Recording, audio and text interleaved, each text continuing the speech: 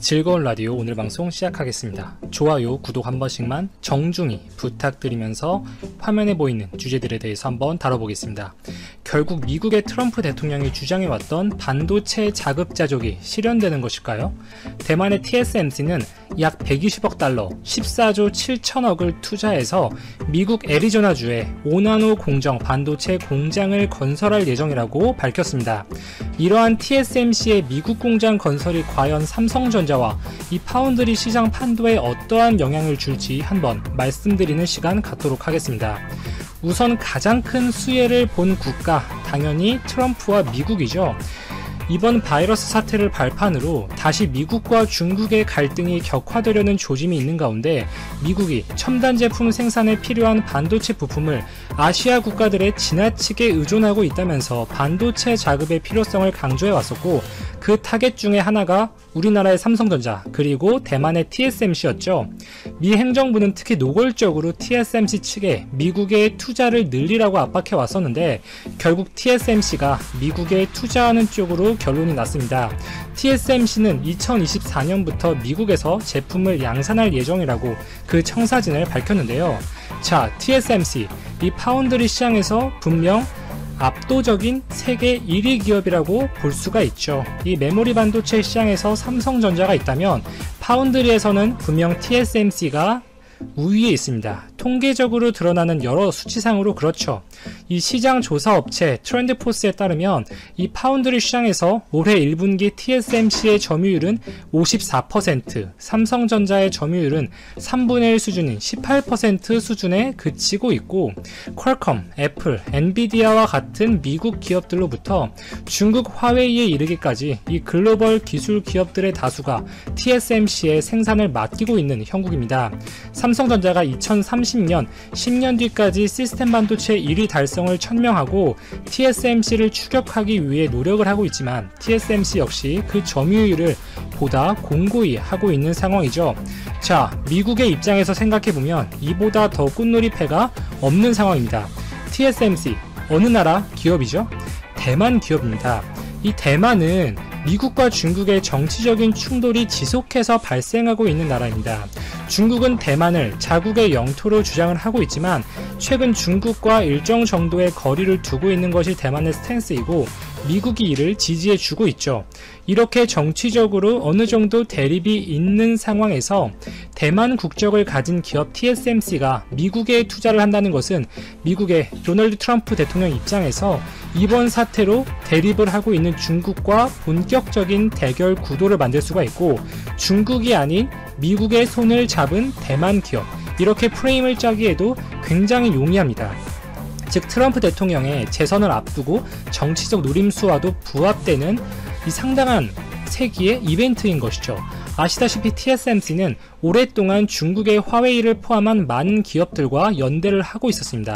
작년 미국과 중국의 무역 전쟁이 극에 달했을 때 미 행정부는 중국 화웨이를 블랙리스트, 거래 제한 기업으로 지정하고 화웨이로 가는 공급망을 차단하기 위해서 자국, 동맹 국가들의 기업들에게 화웨이와 거래하는 것을 틀어막은 바 있었죠. 이 당시 많은 미국 내 기업들, 인텔, 마이크로소프트, 퀄컴 등은 동참했지만 대만의 TSMC는 이러한 요청을 어느 정도 무시해오고 있었습니다. 최대 고객 중에 하나가 중국 화웨이였죠. 한 매출의 20% 정도가 중국 화웨이 쪽에서 나왔어요. 지금까지도 화웨이와는 꽤나 친밀한 거래를 유지하고 있습니다. 이러한 가운데 TSMC가 미국 내에 투자를 밝힌 것은 TSMC와 연계되는 중국 반도체 기업들의 공급망을 느슨하게 만드는 효과를 가져올 수가 있다는 것이죠. 중국이 최근 반도체 굵기를 다시 천명한 바 있었죠. 양측각 메모리 지난 4월에 128단 낸드 플래시 생산을 성공했었고 올해 양산을 하겠다고 발표했습니다. 창신 메모리 역시 연내 17나노 D램을 생산할 계획을 발표했는데요. 이렇게 중국이 물론 기술 격차 엄청 크지만 다시 기지개를 펴는 상황에서 TSMC와 중국의 연결고리를 약화시킨다면 미국의 명백한 의도대로 되는 것입니다.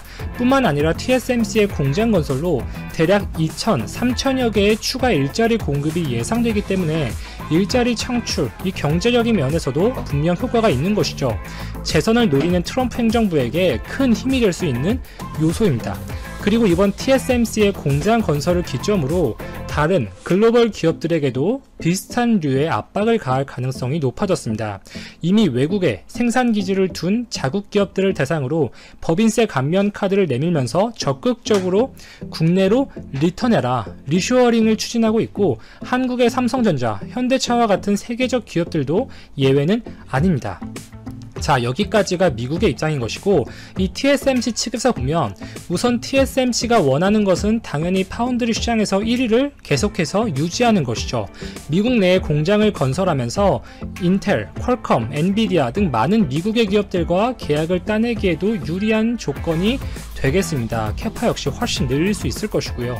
그러나 걸리는 것은 이 중국 기업들과의 연대가 끊어질 수 있다는 점이죠. 아마 이 점이 미국과 TSMC가 그동안 결론을 내지 못하고 줄다리기를 해왔던 주요 쟁점일 텐데, TSMC 입장에서는 이렇게 미국에 투자하겠다, 공장을 짓겠다, 대신에 중국의 화웨이를 포함한 기업들과 거래는 지속해서 하게 해달라, 이렇게 적극적으로 입김을 넣을 가능성이 아주 높아졌습니다.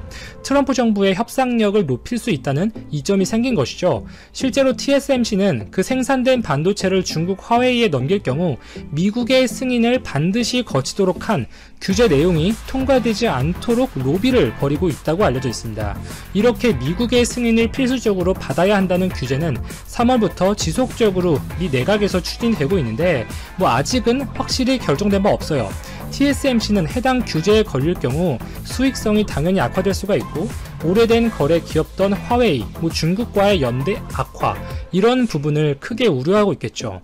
또한 현지의 많은 미국 기업들의 입장을 생각해보면 이 중국에 지금 제품을 팔려면 미 상무부의 깐깐한 감시를 받고 이 개별적으로 허가를 받아야 하는데, 이 외국 기업인 TSMC가 이러한 규제에서 자유롭게 된다면 오히려 자국 기업들에 대한 역차별 리스크마저 생길 수가 있기 때문에 좀 결정이 쉽지 않은 문제라고 볼 수가 있습니다.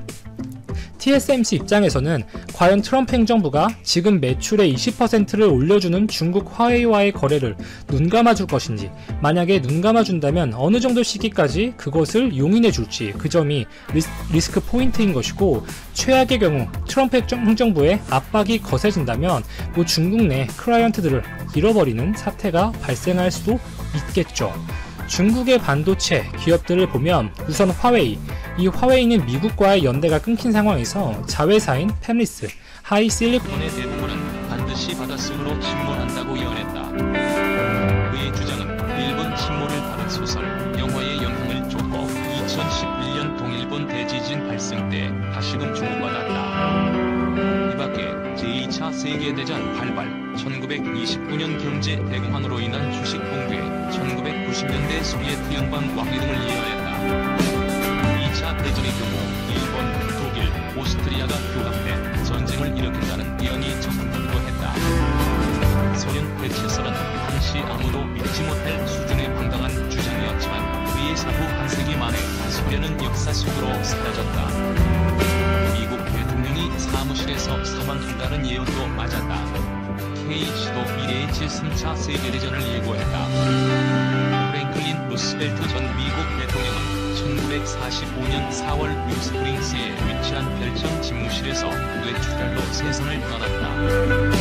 안락 의자에 앉아 비서와 함께 테이블이 서류를 검토하던 중 뒷머리가 너무 아프다는 말과 함께 쓰러졌던 것이다. 케네디 대통령 피살, 1975년 미국의 베트남전 후에 1986년 체르노빌 원전 사고 등을 적중시켰다.